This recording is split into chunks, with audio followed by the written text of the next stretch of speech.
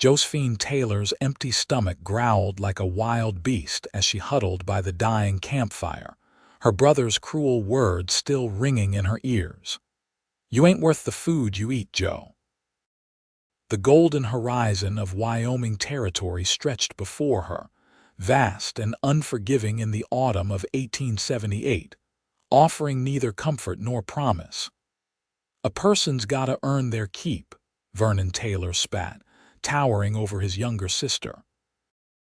At 28, he was all that remained of Josephine's family after consumption had claimed their parents 2 winters ago.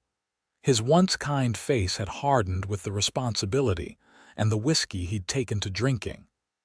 "Pa always said you were the runt of the litter." Josephine pulled her thin shawl tighter around her shoulders. At 22, she was no child, but her slight frame and the lingering cough from her own brush with illness made her appear fragile.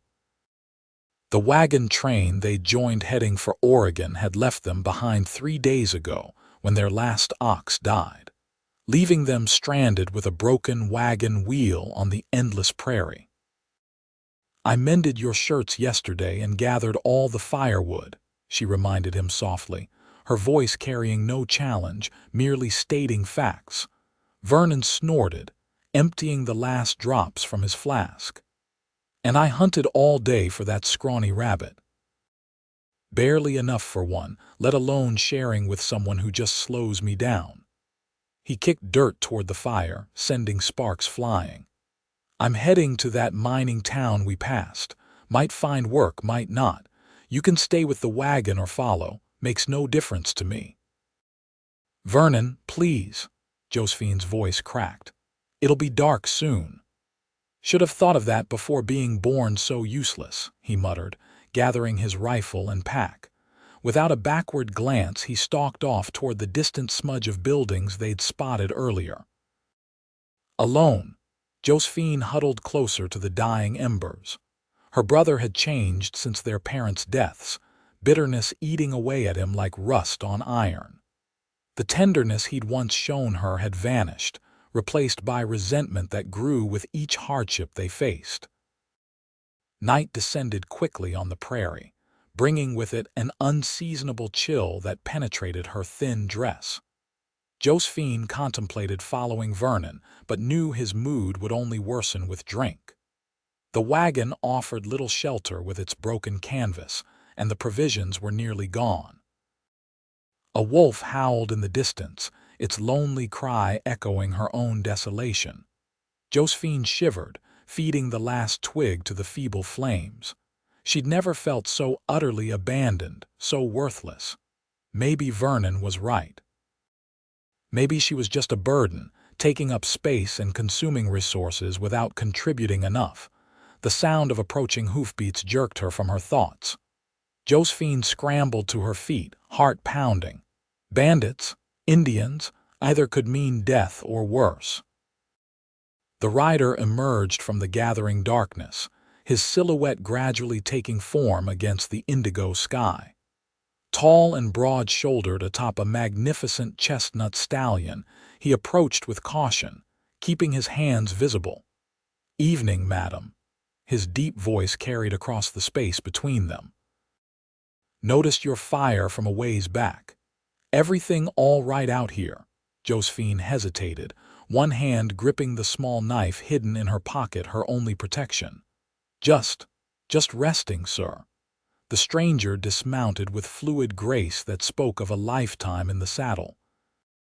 As he stepped into the faint glow of the embers, Josephine could make out a weathered face with kind eyes beneath the wide brim of his hat. Not young, but not old either, perhaps 30 or so, with lines around his eyes that suggested both laughter and hardship. "Name's Jackson Wade," he said, keeping a respectful distance. "Most folks call me Jack. Ranch hand from the Double Creek spread about 10 miles east." His eyes took in the broken wagon, the dwindling fire, and her thin frame with a single sweep. "Seems like you might be in a spot of trouble."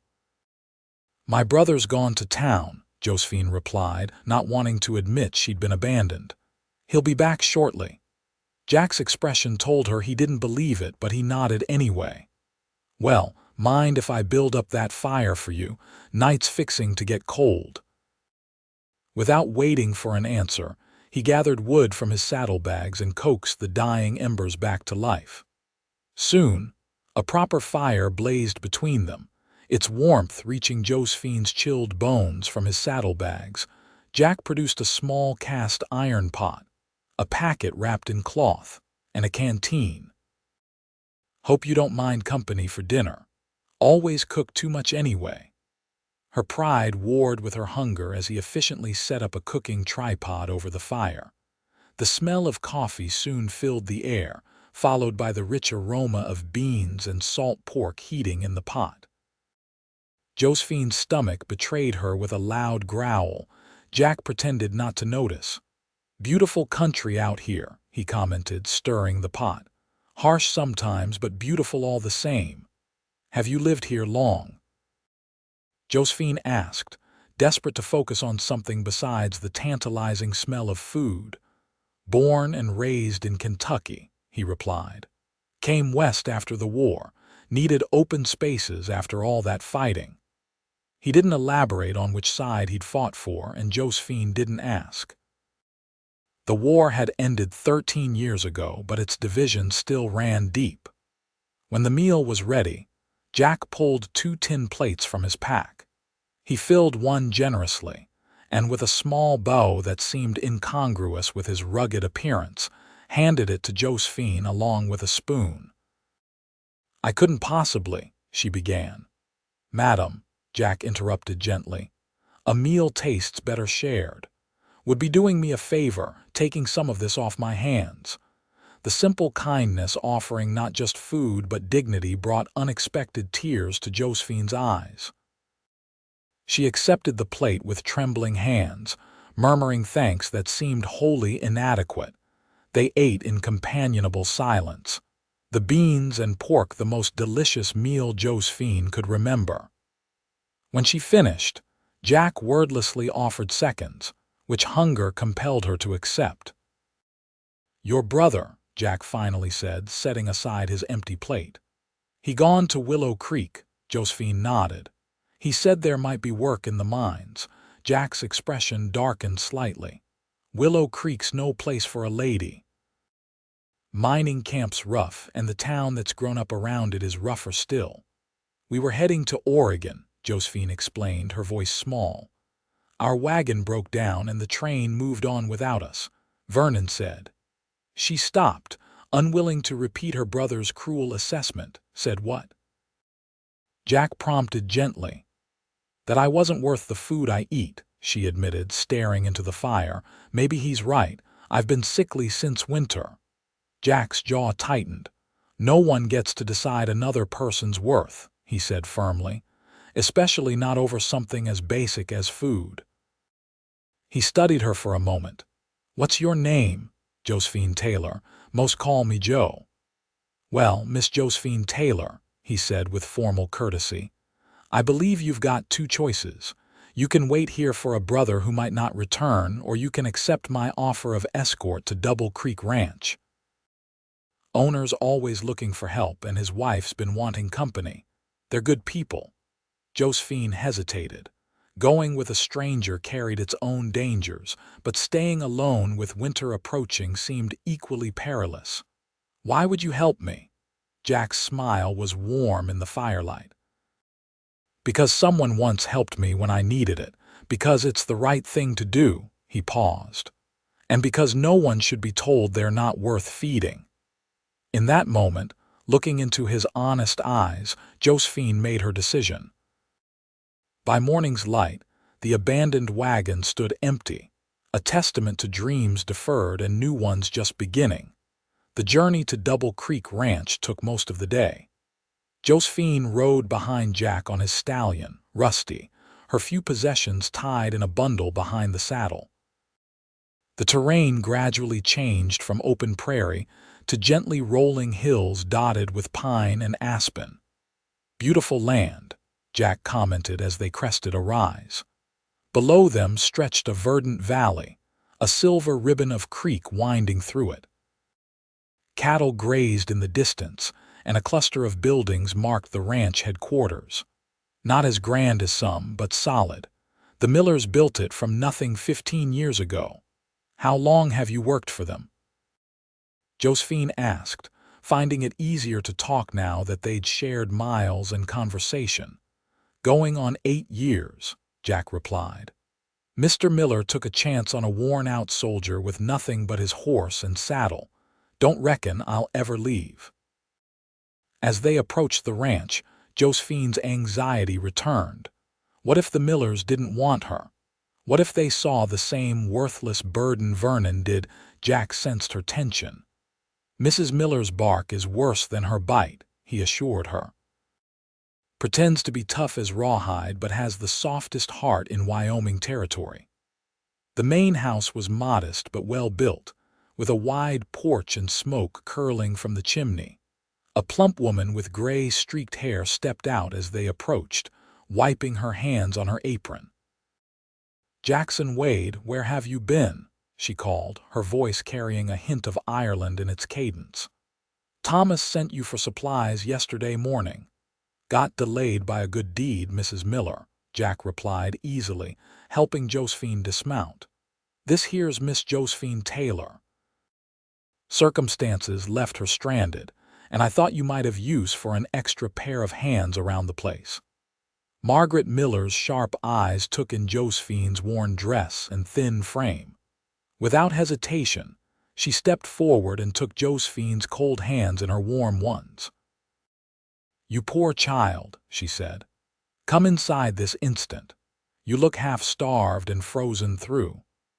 Before Josephine could protest, she found herself whisked into the warm kitchen, seated at a wooden table and presented with a steaming mug of tea and a plate of fresh bread with butter.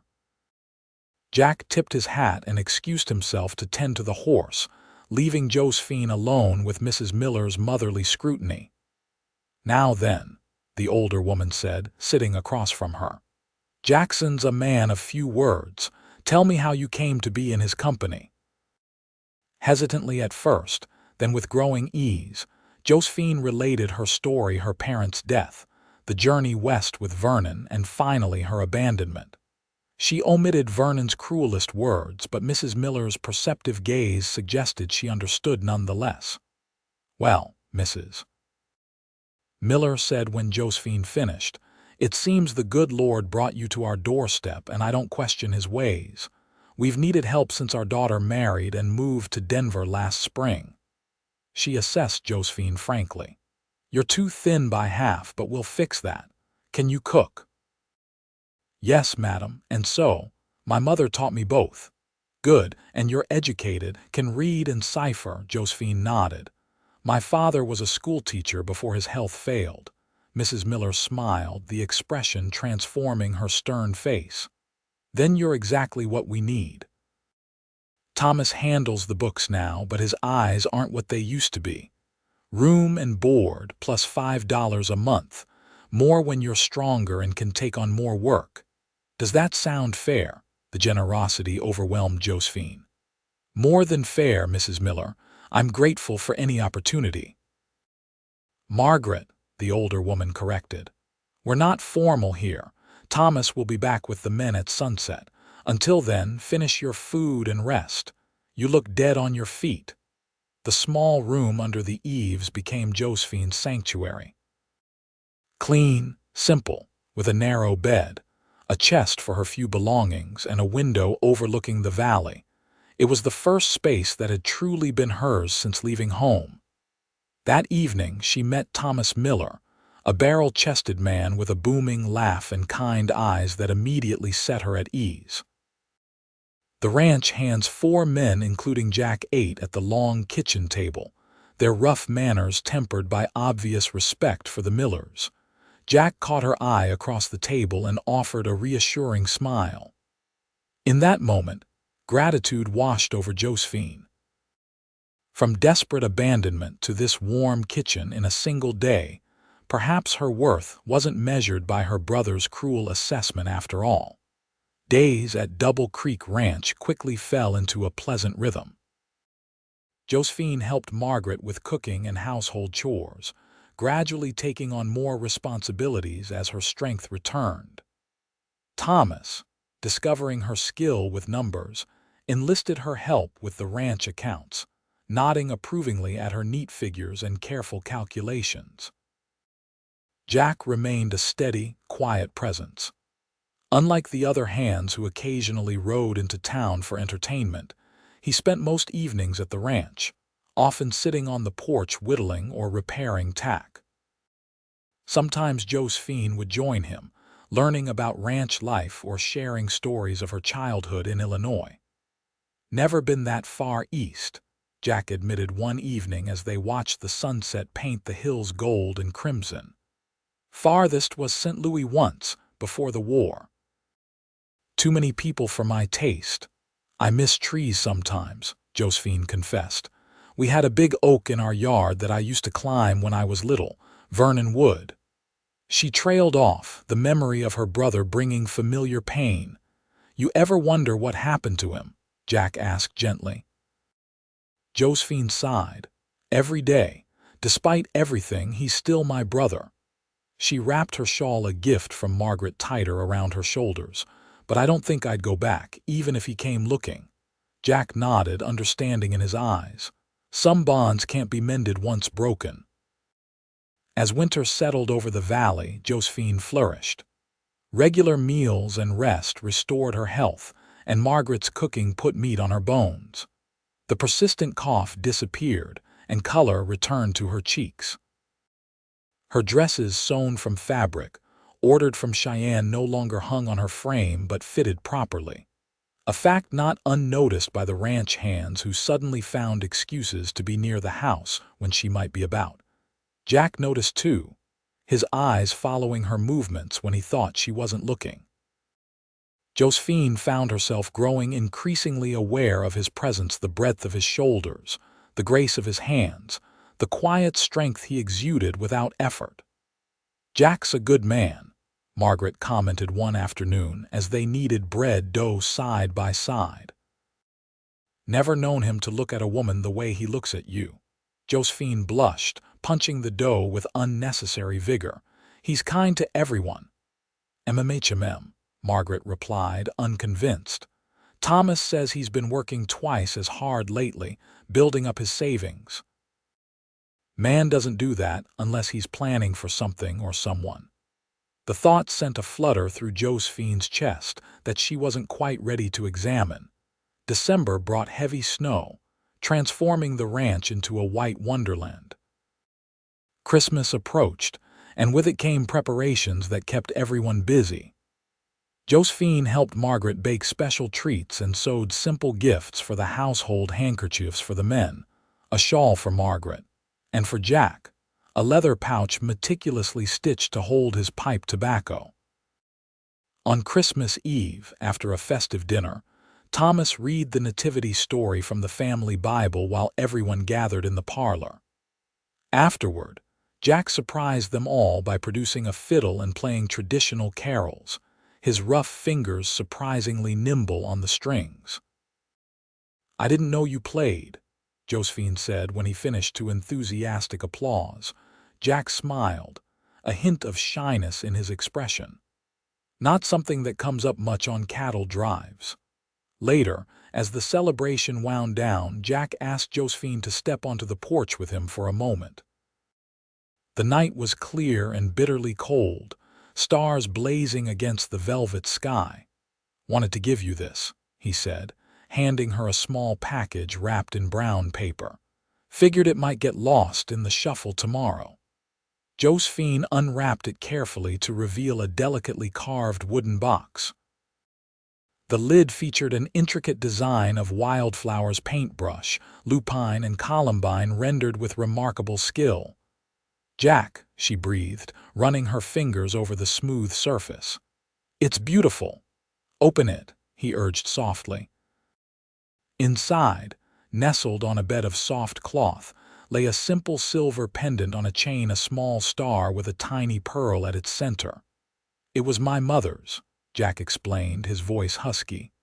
"Only thing of hers I kept, been carrying it for years, waiting for." He cleared his throat. Well, waiting for the right person. Josephine looked up at him, tears pricking her eyes.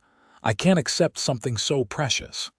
You can if you understand what it means, Jack replied, his gaze steady on hers.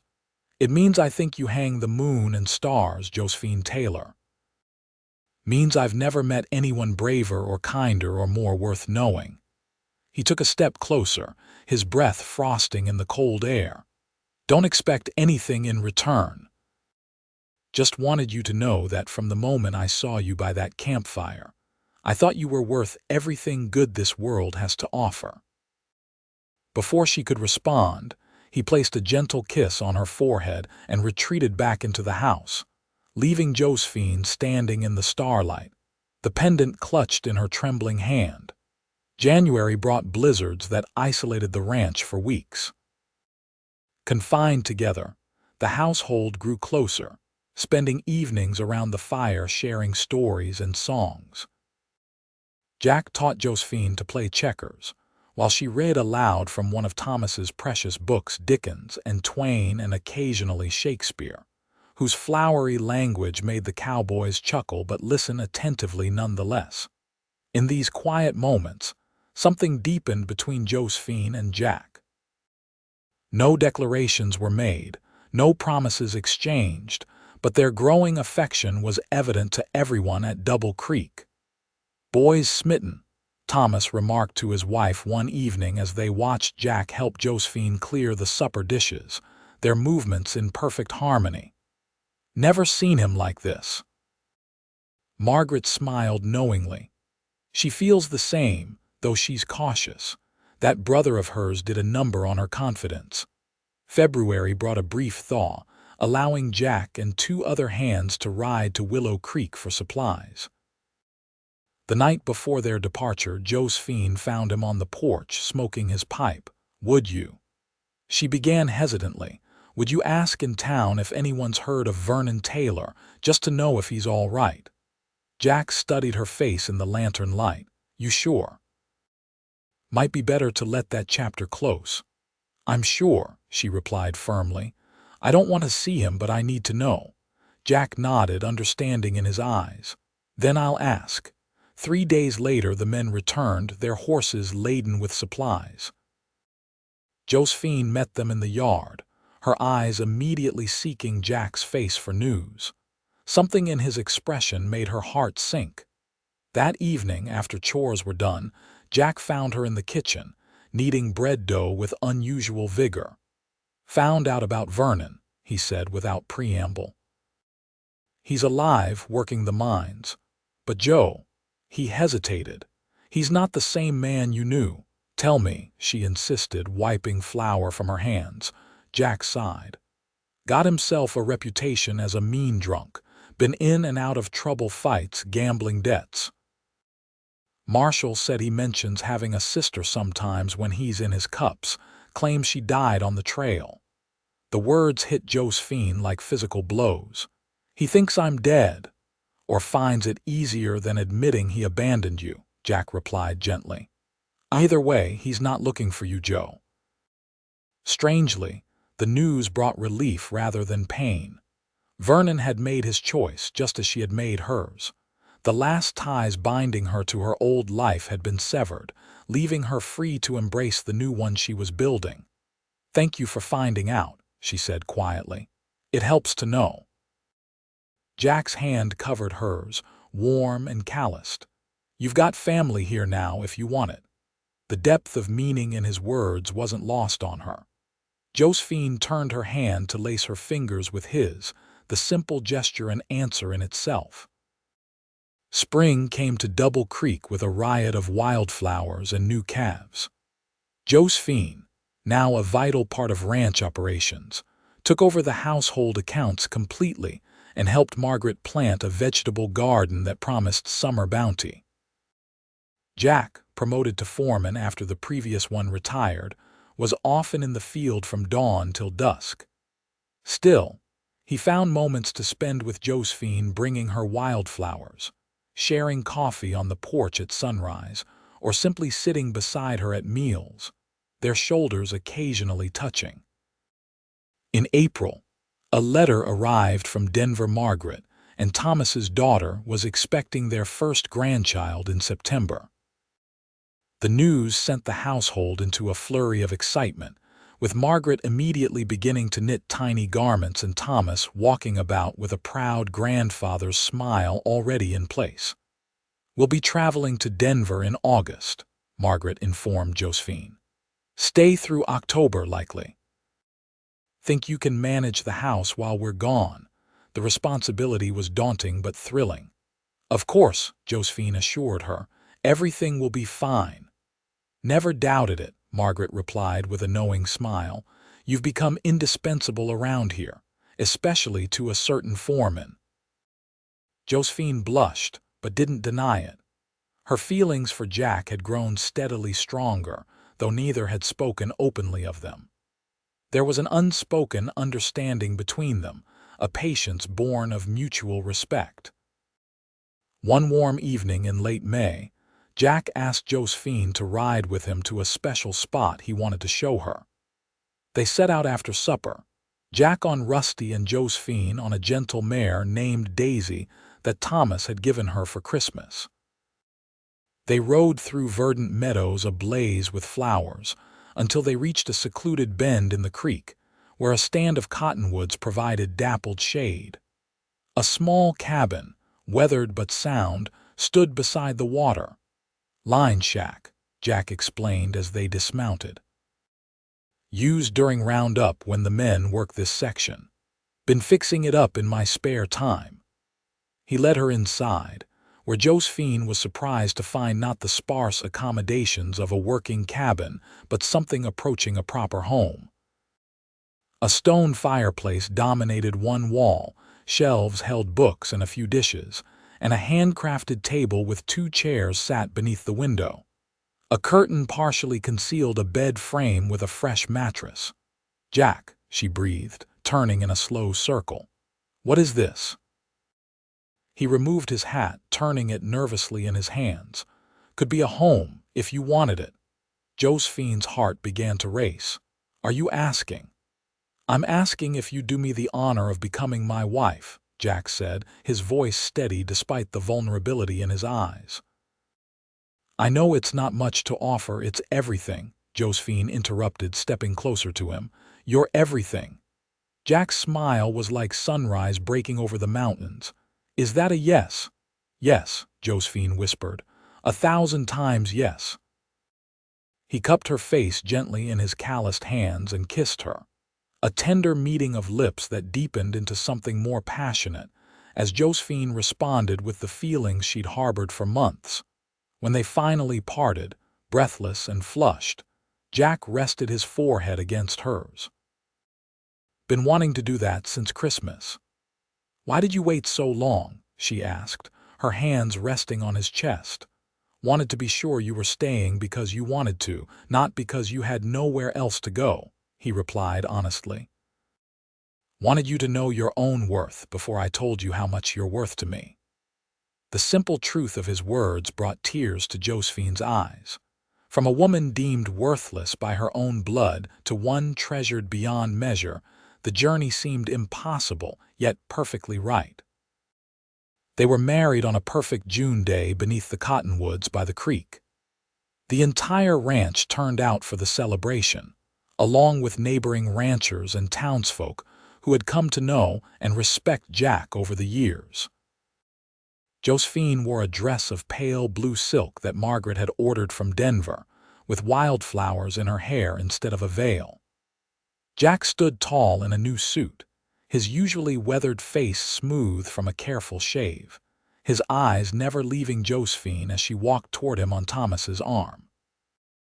The circuit preacher, passing through on his monthly rounds, performed the ceremony with dignified brevity. When Jack and Josephine exchanged simple gold bands and were pronounced husband and wife, a cheer went up from the assembled guests that startled birds from the trees. The celebration lasted well into the night, with feasting, dancing, and more than a few tearful congratulations. As darkness fell and lanterns were lit, Jack took Josephine's hand and led her away from the revelry toward their cabin, now prepared for their first night as husband and wife. "Happy, Mrs. Wade?" he asked as they walked beneath the star-strewn sky. "Happier than I ever thought possible," she replied, squeezing his hand. "And grateful." Jack stopped, turning to face her. "Grateful for what?" Josephine reached up to touch his beloved face. "For a man who saw me when I was invisible, who fed me when I was told I wasn't worth feeding, who showed me that worth isn't something others bestow but something that exists in simply being human." Jack kissed her then, a promise sealed beneath the vast Wyoming sky. Summer passed in a golden haze of happiness. Jack and Josephine settled into married life with surprising ease, as if they had always been meant to share this small cabin by the creek. Mornings began with coffee on the porch, watching the sun rise over the mountains. Days were filled with work, Jack with the cattle and ranch operations, Josephine dividing her time between their home and the main house, where she continued to help Margaret. In August, the Millers departed for Denver, leaving Josephine in charge of the household. The responsibility was substantial but not overwhelming. The ranch hands respected her authority, and with Jack as foreman, operations continued smoothly. Their evenings were precious simple meals shared at their table, conversation that flowed easily or comfortable silences that required no words. And nights. Nights were a revelation as they explored each other with tenderness and growing passion, their bodies communicating what sometimes couldn't be expressed in words.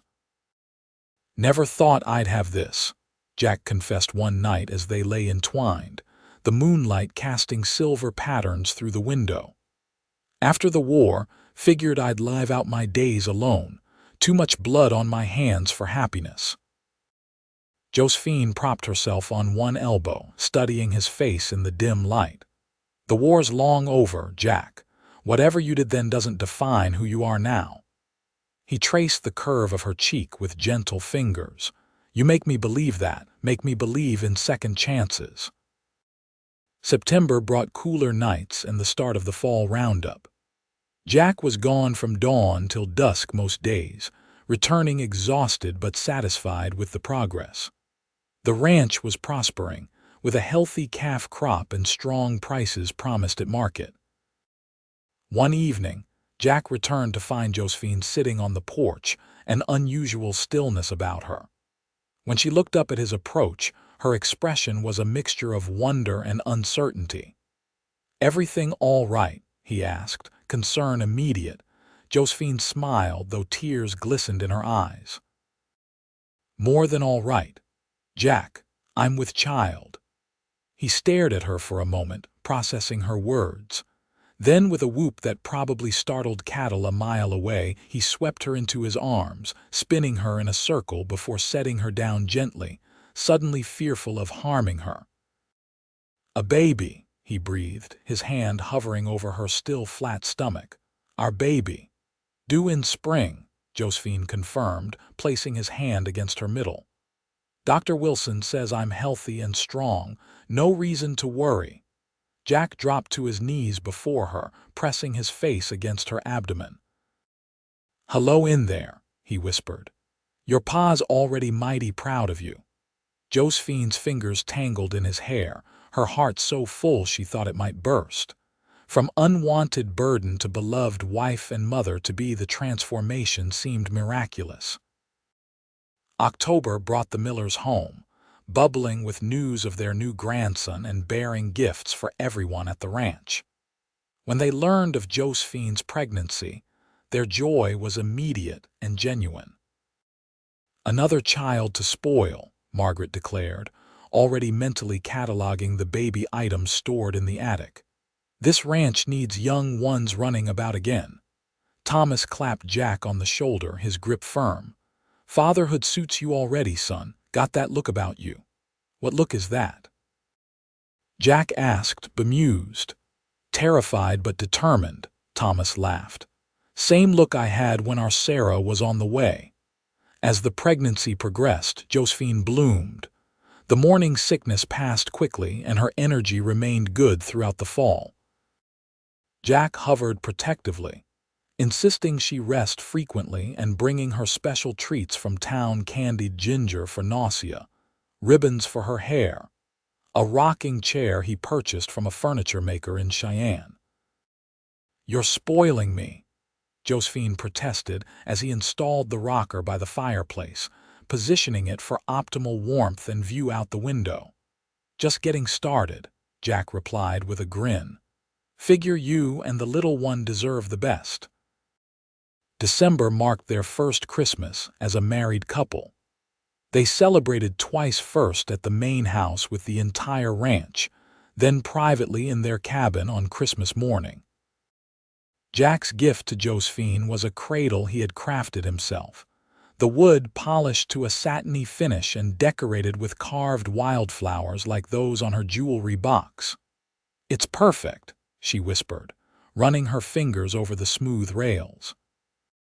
Her gift to him was a quilt she had secretly pieced together over the past months, each square representing something from their story: a campfire, a plate and spoon, a star, wildflowers, a wedding band. Jack traced the patterns with wonder. "This is our whole life together, with room to add more squares as our story continues," Josephine replied, taking his hand and placing it on her rounded belly, where their child had just delivered a hearty kick. Winter settled over Double Creek Ranch with heavy snows and bitter winds. Jack insisted on moving back to the main house until spring, worried about Josephine being isolated at the cabin should complications arise. Though she protested, she was fine. Privately, Josephine was relieved. As her pregnancy advanced, the thought of being alone while Jack worked was increasingly unsettling. They took over the cozy bedroom off the kitchen, close to the heart of the house and its warmth. Margaret fussed over Josephine constantly, plying her with strengthening broths and herbal teas while dispensing wisdom about childbirth and infant care. "Women have been doing this since Eve," she assured Josephine when anxiety occasionally surfaced. "Your body knows what to do." February brought unusually heavy snow, effectively cutting off the ranch from town for weeks. Jack grew increasingly nervous as Josephine's time approached, worried about reaching the doctor when labor began. "Baby won't wait on clear roads," Thomas reminded him. Margaret delivered Sarah with just me and a neighboring woman to help. "If need be, we'll manage." March arrived with Josephine enormous and uncomfortable, the baby seemingly in no hurry to make an appearance. She waddled rather than walked. Her back ached constantly, and sleep came in brief snatches between the child's energetic movements. "I think it's going to be a boy," she told Jack as he rubbed her aching feet one evening. "Only a boy would be this stubborn." Jack laughed. "Could be a girl with her mama's determination." The labor began on a clear, cold night when the moon was full. Josephine woke to a cramping pain that took her breath away, followed by the warm rush of water soaking the bed. "Jack," she gasped, shaking his shoulder. "It's time." What followed was a blur of activity. Margaret took charge immediately, sending Thomas to fetch Dr. Wilson and Jack to heat water and prepare clean linens. By dawn, Josephine was deep in the throes of labor, the contractions coming steadily closer together. Dr. Wilson arrived mid-morning, his calm presence reassuring as he examined Josephine and pronounced everything progressing normally. "First babies often take their time," he explained. "Patience is key." Patience seemed impossible as the hours stretched on, the pain intensifying until Josephine was certain she couldn't bear another contraction. Jack never left her side, wiping her brow, holding her hands, murmuring encouragement even when she cursed him for putting her in this condition. As afternoon faded into evening, Dr. Wilson announced it was time to push. With Jack supporting her shoulders and Margaret holding one knee, Josephine gathered her remaining strength and bore down with each contraction, determined to bring their child into the world. At precisely 8 o'clock, with a final, mighty effort, Josephine delivered a perfect daughter, red-faced, loud-lunged, and absolutely beautiful, with a shock of dark hair like her father's. "A girl," Jack whispered, tears streaming unashamedly down his face as Dr. Wilson placed the squalling infant on Josephine's chest. "We have a daughter." Exhausted but triumphant, Josephine gazed down at the tiny miracle they had created. "Hello, Elizabeth Margaret Wade," she said softly, having decided on the name months ago to honor both her mother and the woman who had become a second mother to her. Jack bent to kiss his wife's damp forehead, then gently touched his daughter's tiny hand. When those miniature fingers instinctively curled around his calloused one, his heart expanded with a love so powerful it left him breathless. "She's perfect," he managed, his voice thick with emotion. "Just like her mama," as Dr. Wilson and Margaret bustled about, cleaning up and making Josephine comfortable. Jack took his daughter in his arms for the first time. Looking down at her small, trusting face, he made a silent vow that she would never know the abandonment or cruelty her mother had experienced. She would grow up knowing her worth was immeasurable, her place in the world secure, her parents' love unfailing. Elizabeth, called Eliza for short, thrived from the start. She nursed vigorously, gained weight steadily, and quickly established herself as the center of the household's attention. Even the most grizzled ranch hands would stop by the house to peek at the baby, offering awkward congratulations and occasionally handmade toys whittled during winter evenings. By April, when the wildflowers began to carpet the meadows, Josephine felt strong enough to return to their cabin with Eliza. Their homecoming was a quiet celebration, Jack carrying his daughter across the threshold as carefully as he had carried his bride, Josephine following with a heart so full she could hardly speak. That evening, as they sat on the porch watching the sunset, Eliza sleeping peacefully in her mother's arms, Jack asked the question that had been on his mind for months. "Do you ever regret it, coming with me that day by the campfire?" Josephine looked at him in surprise. "How could I regret the best decision I ever made? You left everything behind," he pointed out, "followed a stranger on nothing but faith." "I left nothing worth keeping," she corrected gently, "and gained everything worth having." She glanced down at their sleeping daughter. "Besides, it wasn't just faith. It was the plate and spoon." Jack's brow furrowed in confusion. "The plate and spoon. When Vernon told me I wasn't worth feeding, he was really saying I wasn't worth basic human dignity," Josephine explained. "But you handed me that plate and spoon like it was the most natural thing in the world, like of course I deserved to eat, to be cared for. In that moment, I knew I could trust you." Jack was silent for a long moment, absorbing her words. Never thought a simple meal could change someone's life. "It wasn't the meal," Josephine said softly. "It was the kindness behind it, the recognition of my humanity when I'd been made to feel less than human." She leaned her head against his shoulder. "You saw me, Jack, really saw me. That's why I followed you. That's why I loved you even before I knew what love was." Jack's arm tightened around her shoulders, drawing her and Eliza closer against his side. "I saw the strongest, bravest woman I'd ever met," he murmured. "Still do, every day." As the stars emerged in the darkening sky, Josephine reflected on the journey that had brought her here. From the desperate girl huddled by a dying fire to the confident woman cradling her child beside the man she loved, it seemed almost impossible to reconcile these two versions of herself. Yet the transformation had been real, built step by step through kindness, respect, and love. Spring melted into summer, And Eliza grew from newborn to infant, developing a personality as sunny as the Wyoming skies. She had her father's dark hair and her mother's clear eyes, and a smile that could melt the sternest heart. Jack was besotted, carrying her about the ranch whenever possible, singing old Kentucky ballads to soothe her to sleep, and already planning which gentle pony would be her first mount. "She's barely sitting up," Josephine laughed when he mentioned it. "Let's not put her on a horse just yet." "Never too early to plan," Jack insisted with a wink. "She'll be the finest horsewoman in the territory." By Eliza's first birthday, Josephine was expecting their second child, due in late summer. The news delighted Jack, who had taken to fatherhood with natural ease and longed for a large family.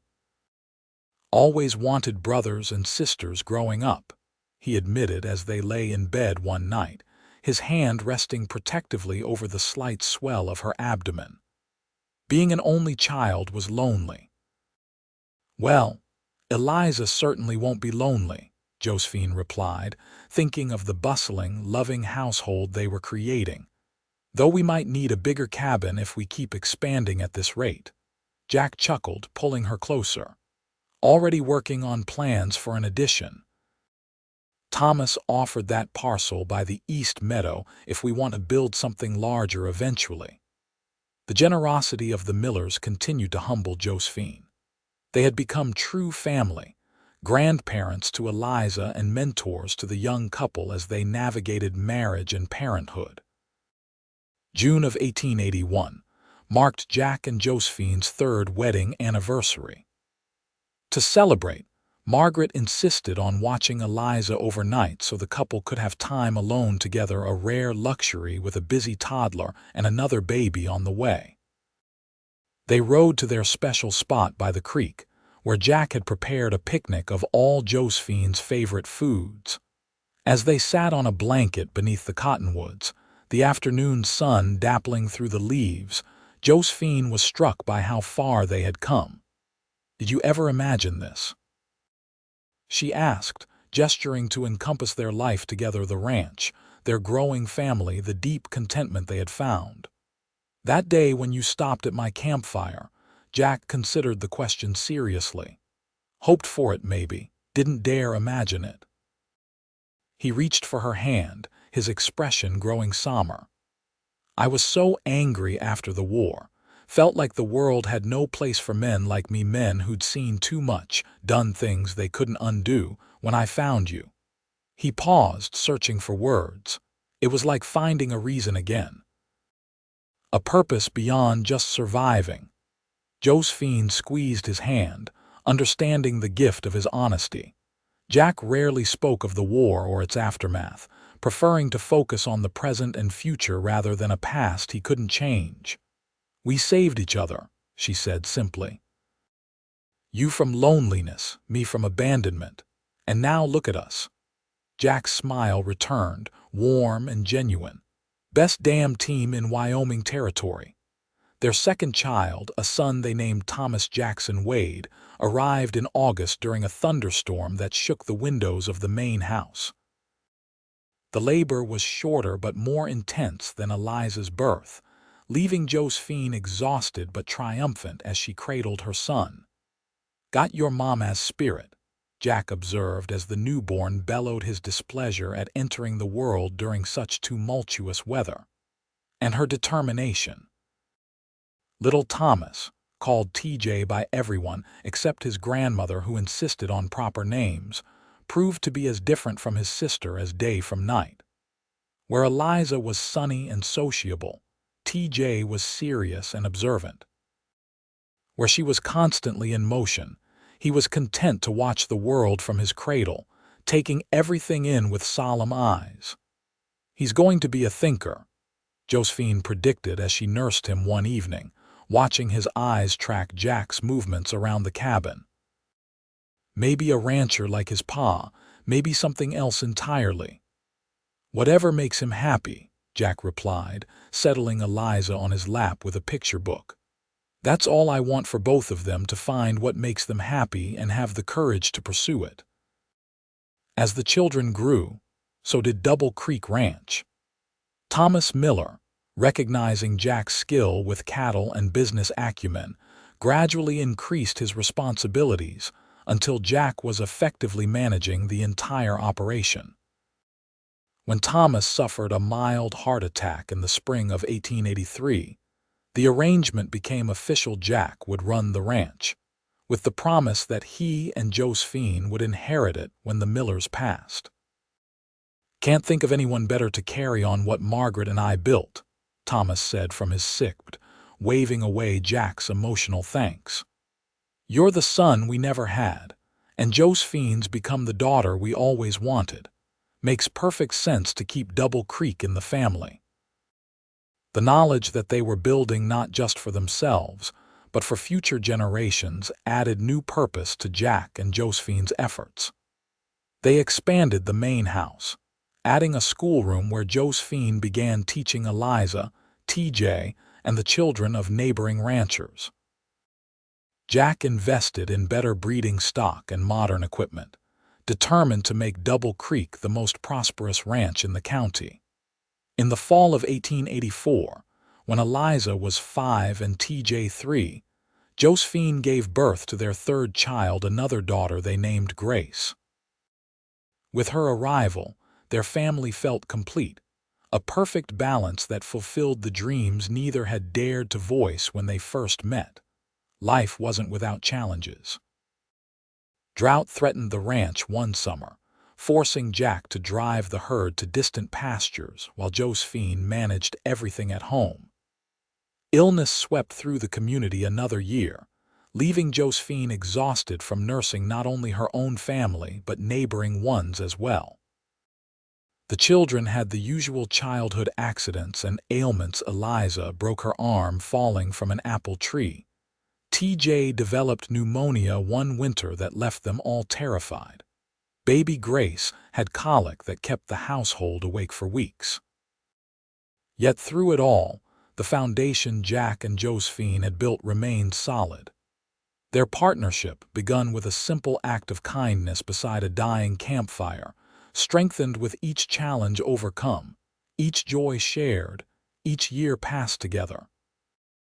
One evening in the summer of 1888, as they sat on the porch of their new home, a spacious two-story house built on the rise overlooking the entire valley, Josephine watched their children playing in the twilight.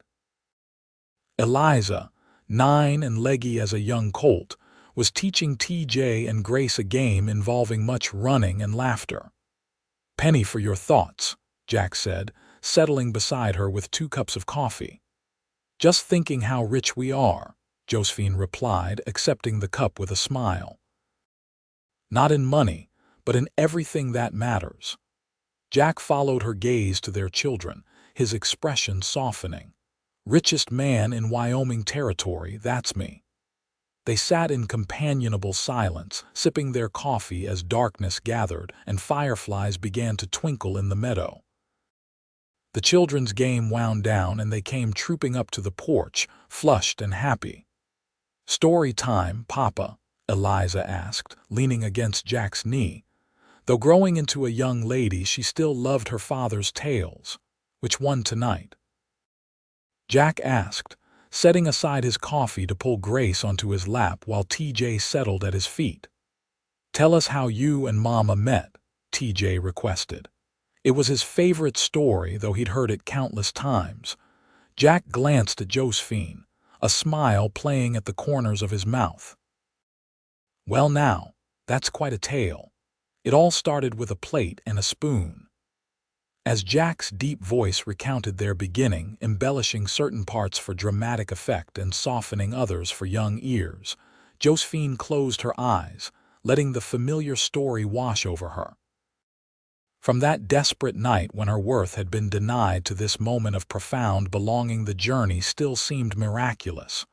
Her brother had been wrong.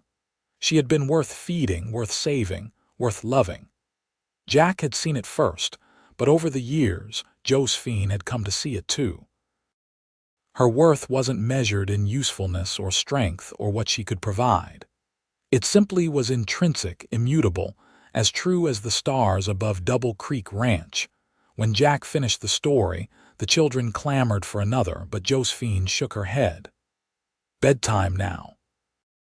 You can have another story tomorrow. There were the usual protests, but eventually the children were herded inside, teeth brushed, prayers said, and tucked into their beds.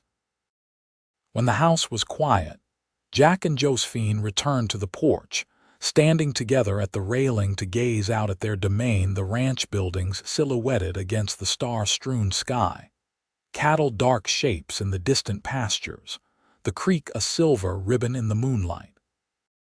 10 years, Jack mused, his arm around Josephine's waist. 10 years since I found you by that campfire. Best 10 years of my life, Josephine replied, leaning into his embrace. Though I expect the next 10 will be even better. Jack turned to face her, his expression serious in the moonlight. I love you, Josephine weighed. More today than yesterday, less than tomorrow. And I love you, Jackson Wade, she answered, rising on tiptoe to kiss him. For the plate and the spoon and everything since. As they stood wrapped in each other's arms beneath the vast Wyoming sky, Josephine knew with bone-deep certainty that this love, this family, this life they'd built together was what she had been meant for all along. Not abandonment and worthlessness, but belonging and value beyond measure.